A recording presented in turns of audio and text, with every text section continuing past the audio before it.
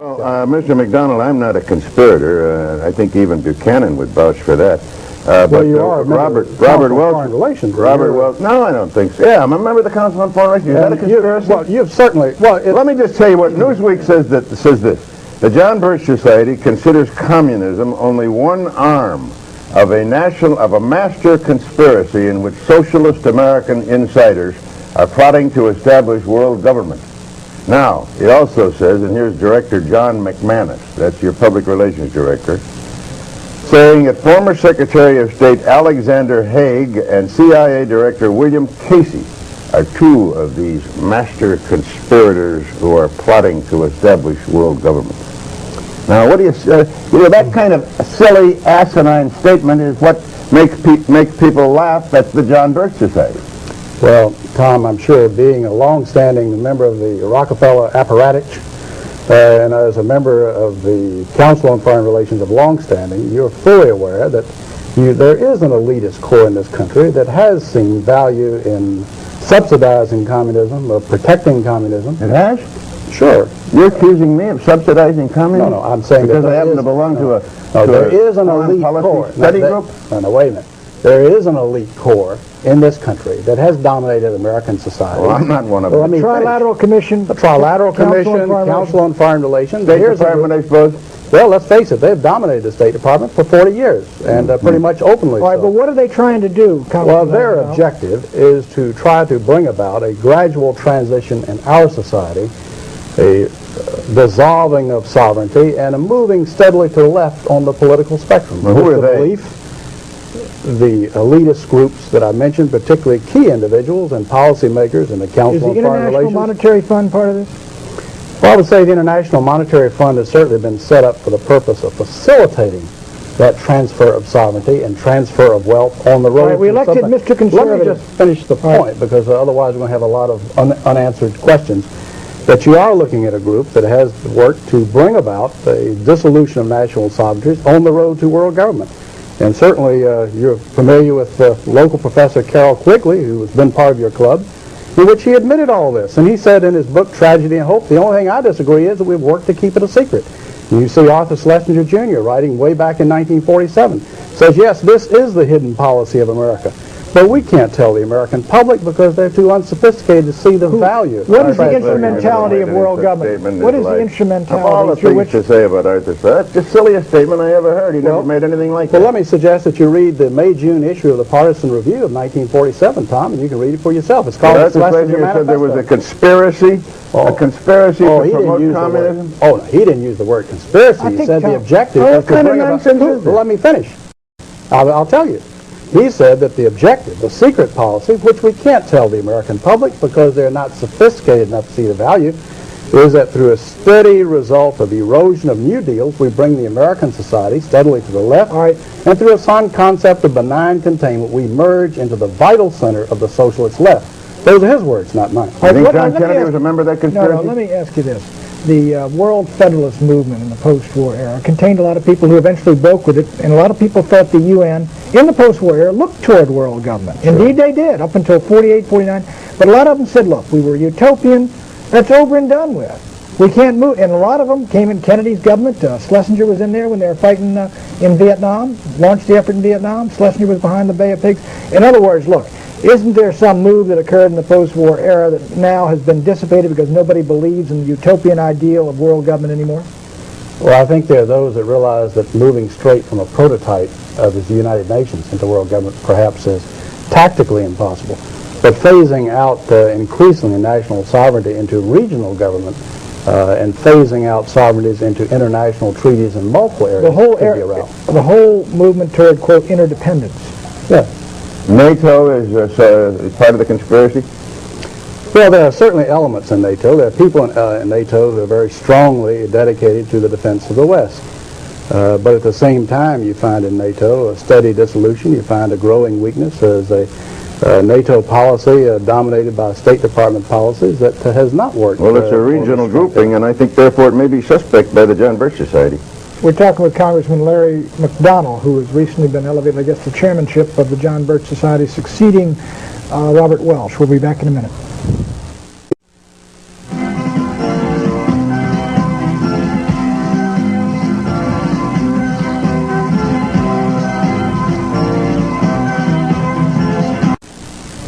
Welcome back to Crossfire. Our guest is the new chairman, recently named chairman of the John Birch Society, Congressman Larry McDonald, a Democrat from Georgia.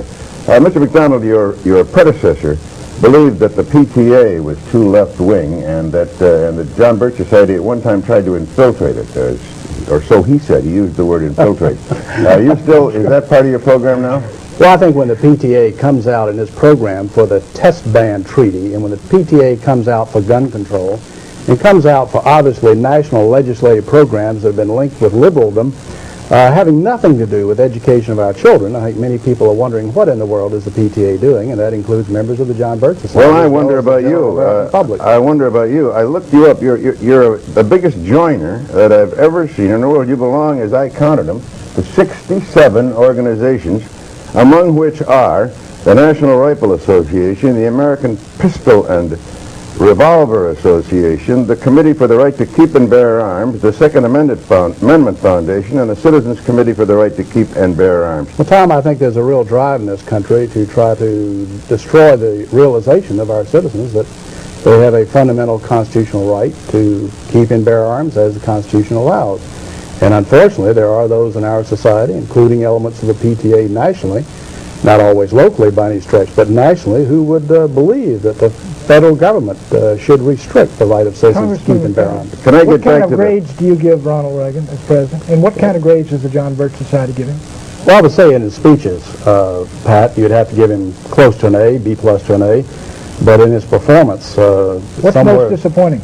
Well, I think the fact that the rhetoric is going one way and the record is going another. Let me ask you about this conspiracy again. Well, you can take the issue of one of the major problems of this country is inflation, right, and the problems of the destruction of the dollar. And the fact of the matter is, in spite of promises of the contrary, Reagan has not moved to correct the deficiencies. We're now back to Keynesian economics, despite comments to the contrary. Do you think that's a result of the conspiracy you mentioned? Is there somebody working on them to get the inflation so that this country will be weakened? Well, as a man who campaigned against elitism, as a man who in his campaign rhetoric said that he would not be having the Council on Foreign Relations trilateral types dominating his cabinet, he's got about 250 members of such in his administration. Well, let me ask you about Bill Casey. Now, I've known Bill. 250 members. Of the trilateral commission. I've known Bill Casey in the administration. I've known Bill Casey, the director of CIA, since World War II. As a matter of fact, in World War II, he was my boss.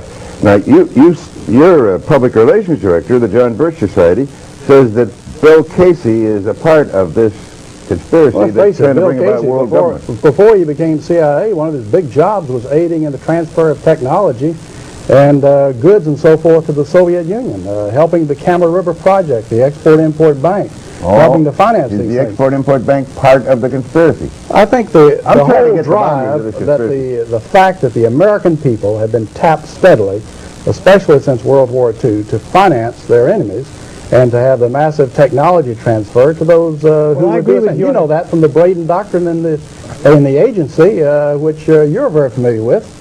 And the feeling that we must somehow subsidize the, quote, non-communist left. That's among our so-called allies. Braden was and in country after country, that turned out to be the communists, the crypto-communists masquerading as that's Mr. Mitterrand, who has taken the strongest position against the Russians of any Western European Well, leader. he was about to lose everything at the polls, and he had to show some sign. It's very difficult to say exactly how far that will Congressman McDonald, he's been using the term conspiracy. No, I didn't use it. For heaven's sakes, Pat. The John Birch Society used it. I don't want to go through the tapes. Well, it is. Don't blame it on me. He used it. You've used it 45 times. That's right. They say this is a conspiracy. Right. I want to know what the conspiracy is. I'm trying to find out who's in it and what agencies of government in it, because I want to fight it along with you. You look like... Great, Tom. Let me tell you, Tom. You tell me, how can I join the John Birch Society? Well, gosh, Tom, you got no problem at all. All you need to do is write a letter to the John Birch Society, Belmont, Massachusetts, 02178, and tell them that you would like to purchase for $2 a copy of the Blue Book. Tom, you read it, and I think if you're a dedicated American, you will agree with every word. Then you get in touch with me, and we may even sign you up. Yeah, but it says here in one of your publications, not just anyone can be a Bircher. Now, how can I be a Bircher? Anyone. Now, if you don't believe in the Constitution and limited government and free enterprise and biblical values of morality, I believe in all those, you but would I not don't. qualify. I don't Well, believe there's a right. conspiracy. He'd make a lousy Tom, candidate. Tom, you know, as a matter Is Pat a of member of the conspiracy? He's a member of the press. Let me ask you, Mr. Braden's used for the 47th time the term conspiracy. Now let me ask you seriously, when you use people like Casey, who's on the Council on Foreign Relations, David Rockefeller's Trilateral Commission, what do you mean, or do you mean, is that your term, the term conspiracy? Well, there are many different levels of the problem. But yes, the term has been used, the term of conspiracy, when you have a group of people. They're actively collaborating, and at the other end of that point of collaboration are communists, and on this end of the point of collaboration is Bill Casey and trilateralists and CFR Al guys. Haig. You have people who are part of the elitist structure of this country that have dominated this country openly for 40 years. I know, but they're not, is that a conspiracy? Now, wait a minute. If people quietly working together for evil objectives, two or more, that by definition is a conspiracy. You have, by their own admission, you look at The Tragedy and Hope by Professor Carroll Quigley. He's a member of this elitist group. He says, sure, we've been working this. Sure, we've been collaborating with communism. Yes, we are working for a global accommodation. Yes, we are working for world government. The only thing I object to is that we have kept it a secret. And I think we've gone so far along, we should come out and say, I bet you "Oh, I $1.50 that Bill Casey doesn't know who Professor Quigley is. I don't. He's at Georgetown a number of years ago. He died a couple of years ago, and he wrote The Tragedy and Hope. He's a very noted member of your club, Tom. Tom, you've got to broaden your reading a little That's right. bit. You really What I ought to do is read more about conspiracies, and that's why I'm interested in what Well, I'll tell you what you ought to do is go back and look at your founder, Edward Mandell House, because he wrote the book Philip Drew Administrator, and in this, Colonel House said that what he envisioned for the world was a world government along socialist lines as envisioned by Karl Marx. Now, that's your leader, now, Tom, so you got to go back to the beginning. Well, his leader was Woodrow Wilson. Do you think he was a communist? No, I think Woodrow Wilson was his follower. I think Edward Mandell House dominated Wilson, not the other way around. Mm-hmm. And so Edward Mandell House, that was, we ought to make that clear. He was President Wilson's alter ego. That's correct. Yeah.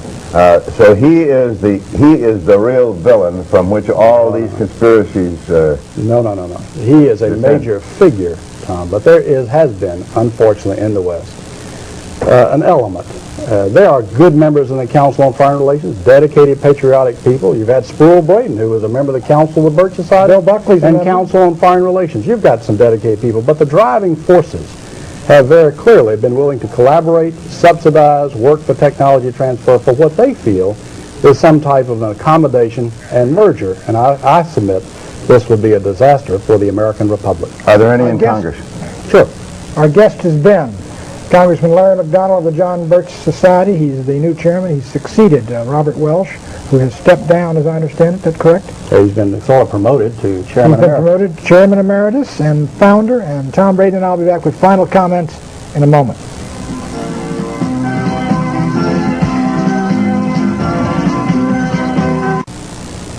Pat, I just want to tell you, I think some of the people who served in the Nixon White House are good, clean, upstanding, patriotic Americans. And some of them, on the other hand, are suspect. And I'm just going to have Larry McDonald, the head of the Birch Society, take a look at some of those people, and I wonder if he might find you.